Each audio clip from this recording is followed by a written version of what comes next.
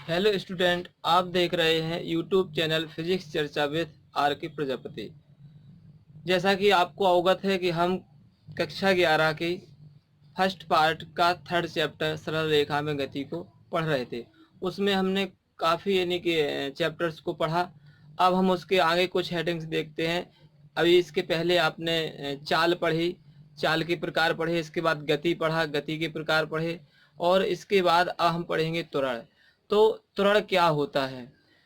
त्वरण वेग परिवर्तन की दर, यानी जो वेग होता है उसमें परिवर्तन जब होता है, यानी गति उसकी कम ज्यादा होती है, तो उस वेग परिवर्तन की दर को हम क्या कहते हैं? त्वरण कहते हैं। यानी कुछ एक यानी कि जो दर होती है कि 1 सेकंड में इतना वेग परिवर्तित हुआ, घटा या बढ़ा, तो इस प्रकार को हम क्या कहते हैं? त्वरण कहते हैं। तो इस प्रकार से परिभाषा क्या बनती है? वेग परिवर्तन, यानी वेग कम ज्यादा जो होता है, वेग परिवर्तन की दर, समय जो दर होती है उसे हम क्या कहते हैं? त्वरण कहते हैं। और इसमें हम देखते हैं ये कैसी राशि है? यह एक सदिश राशि है। क्यों? क्योंकि जिसमें वेग वेग कैसी राशि है? सदिश राशि है। तो जब वेग सदिश राशि है, और वेग क्यों सदिश राशि है? क्योंकि उसमें क्या होता है? विस्थापन होता है, इसीलिए वेग सदिश राशि है। इसके बाद त्वरण की बात करते हैं, तो त्वरण में वेग सम्मिलित है, इसीलिए वेग भी कैसी राशि है? त्वरण भी कैसी राशि है? सदिश राशि है। तो इस प्रकार से हम देखते हैं, और इसका फॉर्मूला भी बनता है त्वरण बराबर वेग परिवर्तन बटे समय या समयांतराल।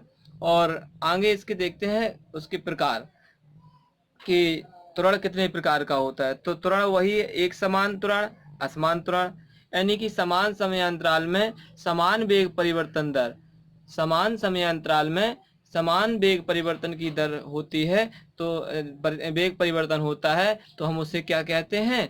एक समान त्वरण कहते हैं। यानी कि जैसे 3 सेकंड में कुछ परिवर्तन हुआ वेग, वही वेग जो परिवर्तन हुआ उतना ही अगले 3 सेकंड में परिवर्तित होगा, या 1 सेकंड में हर प्रत्येक सेकंड में परिवर्तित होगा। इस प्रकार से असमान की बात करते हैं, तो समान समय अंतराल में समान समय कैसा होगा? समान में बांटा गया होगा, 2 सेकंड 2 सेकंड 2 सेकंड, या 3 3 3। इस प्रकार से समान समय अंतराल में वेग परिवर्तन कैसा होगा? असमान होगा, कभी बढ़ जाएगा, कभी घट जाएगा, या और बढ़ जाएगा। इस प्रकार से अगर वेग परिवर्तित हो रहा है, तो वो कैसे त्वरण के अंतर्गत आएगा? असमान त्वरण के अंतर्गत आएगा। तो इनकी परिभाषा, अब हम असमान त्वरण को देखते हैं। इसी असमान त्वरण को ही हम परवर्ती त्वरण कहते हैं। अब असमान त्वरण दो प्रकार का होता है, या दो भागों में बांटा गया है। एक तो औसत त्वरण और एक तात्क्षणिक त्वरण। तात्क्षणिक त्वरण, इसी को हम बोलते हैं तात्कालिक त्वरण। अब हम इसकी परिभाषा एक बार बोर्ड पर लिखते हैं, जिससे आपका क्लियर हो सके और आप अपने नोट कंप्लीट कर सकें। तो जो परिभाषा आपको बताई गई थी वही परिभाषा लिखिए। क्या लिखिए? समय के साथ वस्तु के वेग परिवर्तन की दर को त्वरण कहते हैं। इसे ए वेक्टर से प्रदर्शित करते हैं। ए वेक्टर, क्योंकि ए से तो इसे प्रदर्शित करते हैं एक्सीलरेशन, तो लेकिन इस पर वेक्टर क्यों लगा दिया जाता है? क्योंकि यह एक सदिश राशि है। अगर वेक्टर लगा हुआ है तो वो निश्चित है आपकी कैसी क्वांटिटी है? सदिश क्वांटिटी है, सदिश राशि है। तो इसके बाद देखते हैं इसे। अब त्वरण का फॉर्मूला क्या बना? वेग परिवर्तन बटे समयांतराल। वेग परिवर्तन बटे समयांतराल। अब इसको हम देखते हैं। यदि किसी समय जो गतिमान वस्तु का t1 समय पर वेग v1 था तथा t2 समय पर वेग v2 था, तो त्वरण बराबर कितना बन जाएगा? वेग परिवर्तन, यानी कितना परिवर्तन हुआ, तो v2 minus V one upon t2 minus t1। तो ये फॉर्मूला, अब इसको हम किस में लिख सकते हैं? जब वेग परिवर्तन होता है उसको डेल्टा के रूप में लिख सकते हैं, तो delta v upon delta t। इसका मात्रक क्या है? मीटर पर सेकंड स्क्वायर, विमा एल टी माइनस टू, और राशि कैसी है? सदिश राशि है। आगे देखते हैं इनकी आगे की परिभाषा है एक समान त्वरण तथा असमान त्वरण की। तो हम बात कर रहे थे त्वरण के प्रकार। तो त्वरण के प्रकार कौन सा है? दो है, एक समान त्वरण और असमान त्वरण। उसी प्रकार से है जिस प्रकार से चाल और वेग को हमने पढ़ा, बिल्कुल एक दूसरे के पैटर्न पर आधारित है, क्योंकि उसमें चली गई दूरी थी, वेग में विस्थापन था, यहाँ क्या है? वेग परिवर्तन है। तो इस प्रकार से हम एक समान त्वरण की परिभाषा क्या लिखेंगे कि यदि किसी वस्तु के वेग परिवर्तन वेग में, यानी यदि किसी वस्तु के वेग में समान समय अंतराल में, यानी कि समान समय अंतराल में, यानी समान समय में क्या है? समान वेग परिवर्तन हो रहा हो, तो उसे हम क्या कहते हैं, वस्तु के त्वरण को, ऐसे त्वरण को हम एक समान त्वरण कहते हैं, या वस्तु एक समान त्वरण के अंतर्गत गति कर रही है। बात करते हैं असमान त्वरण की, तो क्या है, यदि किसी वस्तु के वेग में समान समय अंतराल में भिन्न भिन्न वेग परिवर्तन हो रहा है, कि समय तो इक्वल है, हर यानी कि बार जितनी भी बार हम देख रहे हैं या माप रहे हैं, उसमें क्या है, समय को हमने बैलेंस किया हुआ है, लेकिन हम देख रहे हैं कि वेग परिवर्तन बैलेंस नहीं है, यानी कि वेग परिवर्तन कम ज्यादा हो रहा है। तो ऐसे त्वरण को हम क्या कहते हैं, असमान त्वरण कहते हैं। बात करते हैं असमान त्वरण या परवर्ती त्वरण के प्रकार। तो इसको दो भागों में बांटा गया है। इसको दो भागों में बांटा गया है। पहला कौन सा है, औसत त्वरण, और दूसरा क्या है, तात्क्षणिक त्वरण। जैसे कि हमने औसत चाल, औसत वेग पढ़ा, तात्कालिक चाल, तात्कालिक वेग पढ़ा, इसी प्रकार से हम औसत त्वरण और तात्कालिक त्वरण भी पढ़ेंगे। तो औसत त्वरण क्या है, यदि किसी वस्तु के वेग परिवर्तन की दर तथा वस्तु के समयांतराल के अनुपात को हम क्या कहते हैं, औसत वेग परिवर्तन कहते हैं। इसके सापेक्ष अगर हम तात्कालिक त्वरण की बात करते हैं, तो तात्कालिक त्वरण में क्या होता है, तात्कालिक त्वरण में वो सूक्ष्म समय, जो एक क्षण लिया गया था, उस क्षण में क्या यानी कि होता है, उस क्षण में कितना यानी कि वेग परिवर्तन हुआ, और तथा उस क्षण में जो वेग परिवर्तन हुआ और उस समय जो वेग परिवर्तन का समय है, उस समय के अनुपात को हम क्या कहते हैं, तात्क्षणिक त्वरण या तात्कालिक त्वरण कहते हैं। तो इनको एक बार फिर से परिभाषा के तौर पर लिखते हैं।